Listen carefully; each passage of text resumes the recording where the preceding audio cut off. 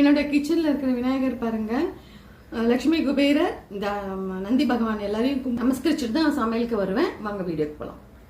நான் வந்து இன்னைக்கு சாம்பார் வெங்காயம் சேனை வச்சு ஹோட்டல் ஸ்டைலில், ரெஸ்டாரண்ட் ஸ்டைலில் வந்து நான் வந்து ஒரு வெத்த குழம்பு சொல்லித்தரேன். சூப்பராக இருக்கும். இதுக்கு ஃபஸ்ட்டு என்ன பண்ணணும் அப்படின்னா, இந்தமாரி ஒரு கடாய் சூடு பண்ணிக்கோங்க. கொஞ்சமாக ஜலம் விட்டு இந்த சேனைக்கிழங்கு நறுக்கி வச்சுருக்கோம் பார்த்தீங்களா, இந்தமாரி பாக்ஸ் தான் நறுக்கி வச்சுக்கோங்க. இது வந்து நம்ம வேக வச்சிடலாம். துளியோண்டு மஞ்சப்பொடி போட்டுருங்க.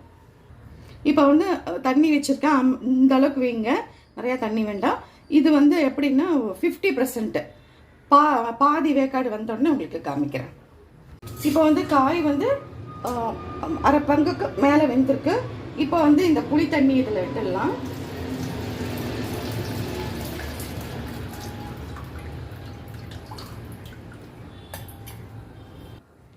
இப்போ வந்து சேனைக்கிழங்கு புளி தண்ணி விட்டோம் இல்லையா, உப்பு தேவையான அளவு உப்பு போட்டுக்கோங்க.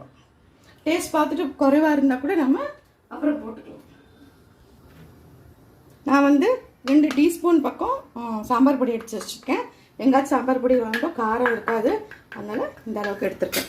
கூடவே பார்த்தீங்கன்னா 1 டீஸ்பூன் வெல்லம். இந்த வெல்லம் போட்டிங்கன்னா ரொம்பவே நல்லாயிருக்கும்.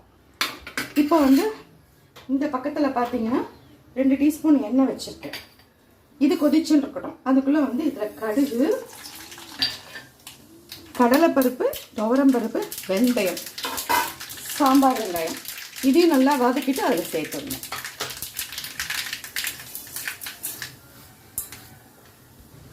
இப்போ சாம்பார் வெங்காயம் சேர்த்து நல்லா சாம்பார் வெங்காயம் நல்லா கொஞ்சம் கோல்டன் ப்ரௌனில் வதங்குற வரைக்கும் வதக்கலாம்.